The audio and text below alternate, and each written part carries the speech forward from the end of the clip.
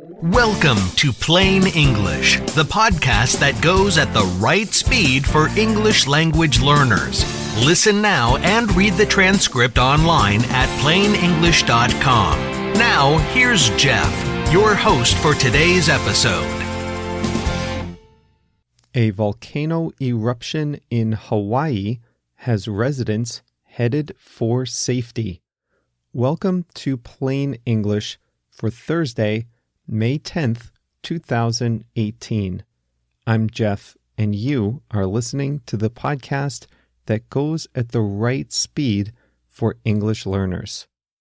Today's topic is the Kilauea volcano on the Big Island of Hawaii and what its recent eruption means for the people who live nearby.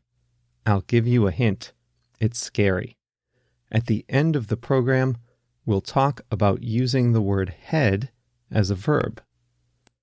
Before we get started, just a quick reminder that today is episode 45, which means you can find a transcript of this very program on our website at plainenglish.com/45, plainenglish.com/45.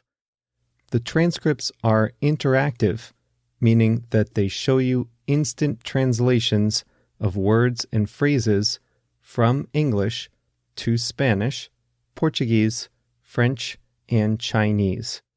If you haven't seen the transcripts, make sure to check them out at plainenglish.com/45.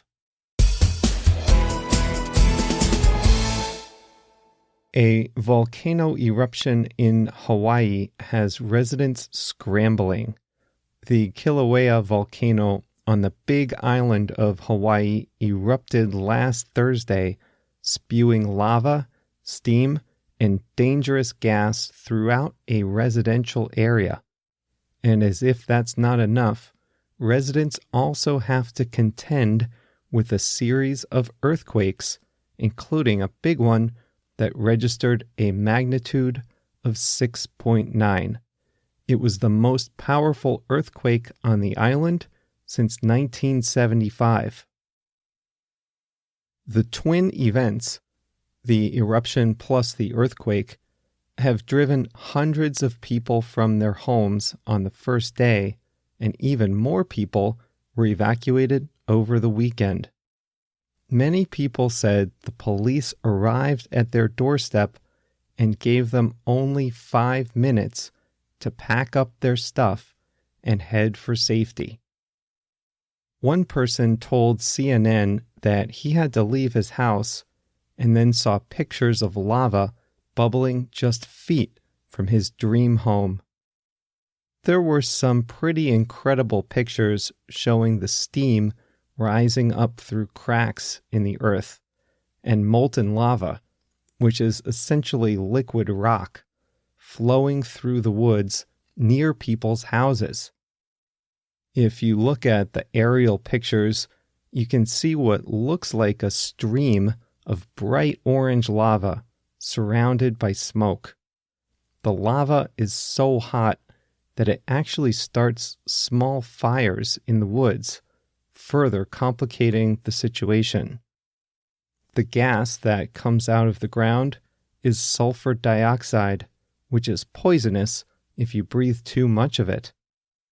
Many areas have too much sulfur dioxide in the air for people to be in their homes, or even for workers to repair electricity lines. In the past, when I've thought of a volcano erupting and spewing lava, I've always pictured the top of a volcano blowing out a cloud of ash and hot lava running quickly down the side of the mountain. But that's not exactly what's happening here. It's true that the eruption sent big white clouds of steam and ash from the top of the volcano, but the lava was different.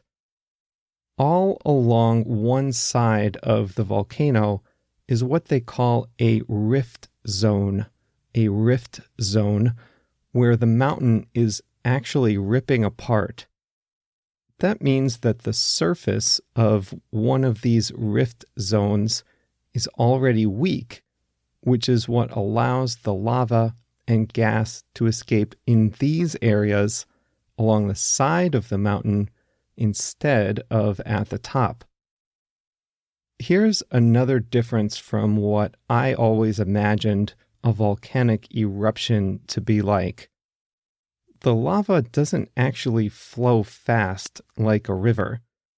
In fact, if you were nearby and you saw it coming, you'd be able to just walk away and be safe. When lava flows, it can go about 20 yards per hour, so about 18 meters per hour. That's why so many people are able to stand around taking pictures and videos of the lava flows nearby. They can easily outpace the lava just by walking.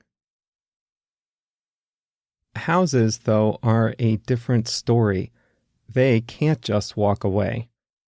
One worrying thing about this eruption is that the lava is showing up much farther down the mountain, away from its peak, than in the past. That means closer to people's homes. Usually, people would be able to go back home after just a few days, but if the lava flows differently from in the past, the people who live nearby may need to stay away from their homes for much longer. The other worrying thing is that the area was struck by dozens of small earthquakes, all in the week ahead of time. So the earthquakes, including that big one, have all been putting pressure on the composition of the mountain, potentially making certain areas weaker. New rifts can open up anywhere along the side of the mountain with no notice. Imagine standing outside and seeing the earth open up and lava start coming out. It's scary stuff. Back in 2011, an entire subdivision of homes was destroyed by lava flows and had to be abandoned. In 1955, an eruption lasting 3 months left 4,000 acres covered in lava. If any of you have seen lava before, I would love for you to tell me what it's like. I know we have listeners in places with volcanoes: Mexico, Guatemala, Japan, Indonesia. I have never seen a volcano erupt or seen lava, so I have no clue what it's like in person. If you have, send me a note and tell me where you were and what you thought about it. My email address is jeff@plainenglish.com, jeff@plainenglish.com. I'll read some of the responses on a future show. I want to say thank you and hello to a few people today. First of all, Ariane from Floripa in Brazil left me a nice review on Facebook. She uses English at work and practices by listening to Plain English. Lenka from the Czech Republic is in a similar situation. She wrote to say she works with people in the United States, so she uses the program to improve her English skills. Caio from Brazil and Rolando from the Dominican Republic also wrote to say hi this week. Thanks to all of you for listening and saying hello. If you would like to connect with JR and I, just go to Facebook and search for the username Plain English Pod. You will find us there, and you can write to us via our Facebook page, Plain English Pod. Today's word is head for. Earlier in the program, you heard that people had only a few minutes' notice before they had to leave their houses and head for safety. This means they needed to go toward safety. Head for just means go toward. It's a fairly common little word that doesn't make much sense unless you've heard it before. The verb to head or to head for really just means go toward. I think it started in the world of navigating ships. You would set the ship's heading or set the ship's direction. There are tons of examples, and I bet you'll start noticing them more if you haven't noticed already. One of the most common ways to use this term is to say, I'm heading home. I'm heading home means I'm going home. After I go out to lunch, I have to head back to the office for the rest of the afternoon. At the end of a long night out with friends, someone might stand up and say, "Okay, guys, I'm going to head out." That means the person is going to leave. If you were all staying in the same house, though, the person might say, "I'm heading to bed."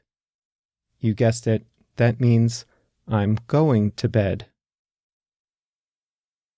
One thing I love doing is taking a long road trip without a specific itinerary or route planned. I could get in the car and head west and just see where I feel like going, just in the general westward direction. That's all for today's episode. After I finish recording, I have to pack my bags because I'm headed out on a trip for work this whole week. Remember that a new episode will come out on Monday. The topic on Monday will be the Brazilian surfer who set the world record for surfing the biggest wave ever off the coast of Portugal. If you want to make sure you get the next episode, click follow in Spotify or subscribe in Apple Podcasts or your other podcast app. Have a great weekend. We'll be back on Monday.